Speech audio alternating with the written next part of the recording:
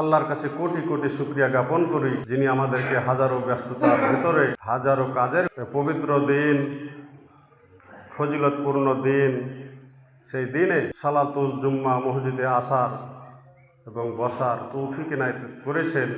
এই জন্য সে আল্লাহর দরবারে কোটি কোটি শুকরিয়া জ্ঞাপন করি, বলি আলহামদুলিল্লাহ। রব্বানা লাকাল হামদ হামদান কাসীরান তাইয়্যিবান মুবারাকান ফীহি ইয়া রব্বি লাকাল হামদু কামা ইয়ামবাগি লি জালালি ওয়াজহিকা ওয়া আযীমি। তারপরে পরে ধর্মের গুরু, কর্মের সেরা, তাজদারে মাদানী আহমদ মুস্তফা মোহাম্মদ মুস্তফা সাল্লাল্লাহু আলাইহি ওয়াসাল্লাম, তার প্রতি লাখো কোটি সালাম ও দুরূদ। আল্লাহুম্মা সাল্লি আলাইহি আল্লাহুম্মা বারিক আলাইহি। আমরা প্রতি জুম্মায় খুতবার মাধ্যমে কোরআন ও হাদিস আলোচনা শুনে, কিন্তু আমাদের পরিবর্তন একই অবস্থায় একই জায়গাতে আমরা একইভাবেই আছি। মূলত এর কারণ কি? কেন আমাদের পরিবর্তন নাই? আমি কোরআন মাজিদ থেকে যে আয়াতটি আপনাদের সামনে পরিবেশন করেছি, কুল্লে নাফসি যায়কাতুল মউত, এই মউত নিয়ে কিছু আলোচনা করব। আমার মাবুদ যদি আমাকে তৌফিক এনায়েত করেন, আমার তৌফিক ইল্লা বিল্লাহ। মরণ আল্লাহ রাব্বুল আলামিন বলেছেন, কুল্লু নাফসি যায়কাতুল মউত, পৃথিবীতে যতটি প্রাণী আছে সকলকেই মৃত্যুর স্বাদ গ্রহণ করতে হবে। সেজন্য একটা কবি বলেছেন, মরণ থেকে পালাও তুমি, মরণ তোমায় রইবে ঘিরে, যদিও পালাও ওই দূর আসমানেতে লাগিয়ে সিঁড়ি। এই মরণের চিকিৎসক ঔষধ নাই জগতে, খুঁজিয়া কাতর হইলে কি হবে, পারিবে না তারে ফিরাতে। মরণ এমন একটা বস্তু যার চিকিৎসাও নাই, ডাক্তারও নাই, কবিরাজও নাই, হাকিমও নাই। টাইম হলেই মৃত্যু চলে আসবে, এ থেকে বাঁচার কোনো রাস্তা। আমরা শুনেছি বিশ্বনবীর জামাই হযরত উসমান রাদিয়াল্লাহু তাআলা আনহু কবরের কাছে গিয়ে বা কবর দেখলে খুব কান্দন করতেন, মন খারাপ হতো, কান্নাকাটি করতো, আল্লাহর কাছে ক্ষমা চাইতো, খুব কান্নাকাটি। আসলে কবর কি, মৃত্যু কি, আর পরকাল। আল্লাহ রাব্বুল আলামিন সূরা মুলুকের ভিতরে দ্বিতীয় আয়াতে বলেছে, তাবারাকাল্লাযী বিয়াদিহিল মুলকু ওয়া হুয়া আলা কুল্লি শাইইন কাদির আল্লাযী খালাকাল মাউতা ওয়াল হায়াতা লিয়াবলুয়াকুম আইয়ুকুম আহসানু আমালা। প্রথম বলেছে মরণের কথা, তারপরে বলছেন হায়াতের কথা। কিন্তু কথা ছিল আগে হায়াতের কথা বলা, তারপরে মৃত্যুর কথা বলা ঠিক হয়তো আমাদের জ্ঞান অনুযায়ী, কিন্তু আল্লাহ বলছেন না, আগে মৌত তারপরে। তো এই মৃত্যু, আমরা অনেক সময় অনেক মানুষ, মেলা মানুষ মারা গেছে, আমরা যাই মাটি দিতে গিয়ে সেখানে আমাদের চেতনা এত কম যে আমরা সেখানে গল্প গুজব আওয়া নিয়ে ব্যস্ত থাকি। কিন্তু আমাদেরকে ইঙ্গিত দেওয়া হয় যে ওই মাটি দিতে গেলে মাটি দেবেন প্লাস জানাজা সালাত আদায় করবেন, সেখানে আল্লাহ পাক 2 কেরাত নেকি দেয়, লোভ দেখায় আল্লাহ পাক যে তুমি জানাজা পড়বা 1 কেরাত নেকি, আবার মাটি দেবা আর 1 কেরাত নেকি, 2 কেরাত নেকি পাবা।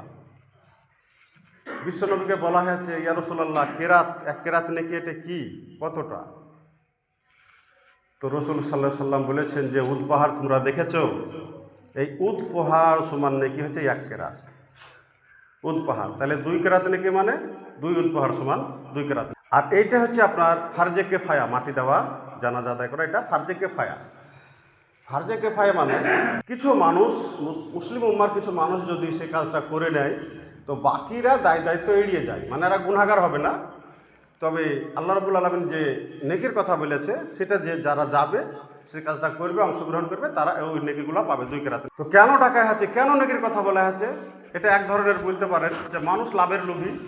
তো সেই জন্য লোভ যে তোমরা মাটি দিতে আসো, তোমরা নেকিগুলো অর্জন করো, আর কি করো, তোমরা একটু ভাবো যে এই মানুষটা জীবিত ছিল, এই মানুষটা সংসারে কাজ কাম করেছে, কত চিন্তা চেতনা, কত কিছু দুনিয়া নিয়ে কিও ছিল, কিন্তু হঠাৎ কিছুক্ষণের মধ্যেই দেখা গেল সে দুনিয়া ছেড়ে পরপরে তার আত্মা ট্রান্সফার হয়ে গেল। এটা ভাবো, আর ভাবো যে তুমিও যাবা, এটা ভাবো। আল্লাহ কোরআন মাজিদে অন্য আয়াতে বলেছেন, উলাইকা হুম বাল হুম আজাল। মানুষকে পশুর সঙ্গে তুলনা করা হয়েছে আয়াতের ভিতরে। একটা খাসি জবাই করে দিয়ে টাঙিয়ে দিয়েছে, তাকে খাওয়ানো হচ্ছে, তার পাশেই দুটো খাসি টুকটুক টুকটুক করে পাতা খাচ্ছে। একটা কাস্টমার এসে বলছে যে আমার 20 কেজি খাসির মাংস লাগবে। তো হ্যাঁ, তো দুটো খাসি রেডি আছে, হ্যাঁ হয়ে যাবে, দাম দর হয়ে গেল। কিন্তু তারপরেও ওই খাসি দুটো টুকটুক টুকটুক টুক করে পাতা খেতেই থাকে। তার মানে ওর জ্ঞান নাই যে একটাকে ঝুলেন যে আমাদেরও দাম দর হইলো, আমাদেরকেও জবাই করবে, এই জ্ঞানটা নাই। তো আমাদের অবস্থা এখন ঠিক সেরকম। একটা মানুষকে মাটি দিতে গিয়ে কোথায় একটু চিন্তা করব, কোথায় একটু ভাববো, কোথায় একটু তওবা করবো মনে মনে, সেই চিন্তা আমাদের নাই। যে উনি গেল পরে যে আমাদের যাওয়ার সময় আসবে, এই চিন্তাটা আমাদের নাই। আর এই মৃত্যু সমস্ত স্বাদকে ধ্বংস করে দেয়। পৃথিবীর যত স্বাদ, দুনিয়াদারির স্বাদ, ছেলে মেয়ের স্বাদ, আরও কত কিছুরই স্বাদ, সব স্বাদকে শেষ করে দেয় এর মৃত্যুতে। সব কুল্লু নাফসি যায়িকাতুল মউত, যেতেই হবে। এখানে আরও কিছু কথা বলা যায় যে কুল্লু নাফসি যায়িকাতুল মউত, প্রত্যেকটা জীবকে মৃত্যুর স্বাদ গ্রহণ করতে হবে। তো এইখানে যদি একটু ভাবা যায় তো লক্ষ্য করা যায় যে আল্লাহ পাক বলল মৃত্যুর স্বাদ গ্রহণ করতে হবে। বলতে পারতো তুমি মারা যাবা, তোমার মৃত্যু হবে, কিন্তু স্বাদের কথা কেন বলল? তো বাস্তবেই মৃত্যুতে স্বাদ আছে, বাস্তবেই মৃত্যুতে স্বাদ আছে।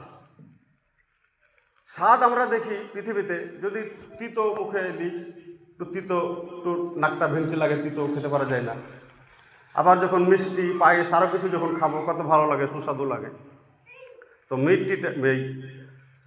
মৃত্যুটা ঠিক ওই রকম।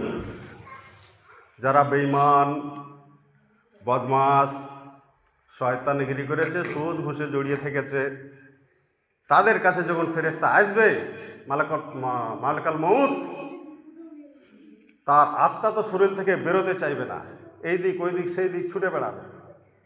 তার আত্মাকে গাপ করে ধরে ছিঁড়ে ফুটে বার করা হবে।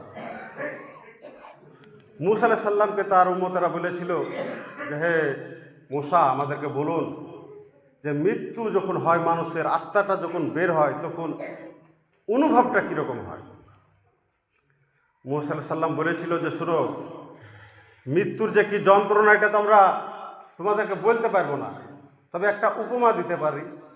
যেহেতু আমরা নবী, একটা উপমা দিই যে একটা বোর গাছের উপরে যদি একটা চাদর ফেলে দেওয়া হয় বা একটা গামছা ফেলে দেওয়া হয় শার্ট করে, আর এক কোনা ধরে যদি টান দেওয়া হয়, তো সেই বোরের গাছের কাঁটাগুলো সেই গামছাটাকে ছিঁড়ে ছুটে দিবে, চড়বড় চড়বড় চড়বড় করে সেই গামছাটা আসবে আর ছিঁড়ে ছুটে যাবে, এমন অবস্থা।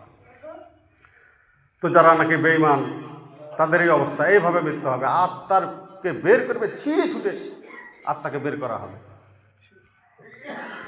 আর যারা নাকি মুমিন, তাদের ব্যাপারে বলা হয়েছে হাদিসে যে তারা যেমন কলসি থেকে পানি যদি ঢালা হয়, সুন্দরভাবে গ্লাস পরিপূর্ণ হবে আর আরামসে পানিটা বের হয়ে আসবে। তো মুমিনদের আত্মাকে এইভাবে বার করা হবে আরামসে। আর একটা মজার বিষয় আরও আছে, যেটা হলো যারা নাকি শহীদ, আল্লাহর রাস্তায় জিহাদ করে যাদের মৃত্যুবরণ হয়, এইটা হচ্ছে খুব মজাদার। নবী করিম সাল্লাল্লাহু আলাইহি সাল্লাম বলেছে, যারা নাকি আল্লাহর রাস্তায় জিহাদ করে এবং শহীদ হয়, তাদের মৃত্যুর আযাবটা কতটুকু জানো? একটা পিঁপড়ায় যদি কামড় দেয়, কতটুকু আঘাত পায়? একটা লাল পিঁপড়া, ছোট্ট পিঁপড়ায় যদি কামড় দেয়, কতটুকু আঘাত? তো বলছে শাহাদাতের মৃত্যু। বরঞ্চ আরও যারা আল্লাহর দিনকে পছন্দ করে, পরকালকে যারা বিশ্বাস করে, তারা তো দুনিয়াকে জেলখানা মনে করে। তারা চায় যে আমি দুনিয়া থেকে তাড়াতাড়ি যাই, আল্লাহর সাথে আমার দিদার নসিব হোক। আর তাদের মৃত্যুটা সেই মিষ্টিই হবে। মরার পরে পরেই জান্নাত। শহীদের যারা মৃত্যু হবে বা ভাব, শহীদ হবে ভাব, এই টাইমে তাদের কাছে জান্নাতের সুগন্ধি তাদের লাকের ভিতরে সেন্ট দিয়ে দেওয়া হয়। তারা সেই সেন্টই মগ্ন হয়ে যায়। তারা চায় যে আমি যেন এক্ষুনি শহীদ হই, আর শহীদ হলে পারি এপারে দুনিয়া, ওই পারে জান্নাত। যারা মুমিন, তারা মারা যাওয়ার পর কবরে প্রশ্ন হয়, বেঈমানেদেরও হয়, মুমিনেদেরও হয়। মান রব্বুক।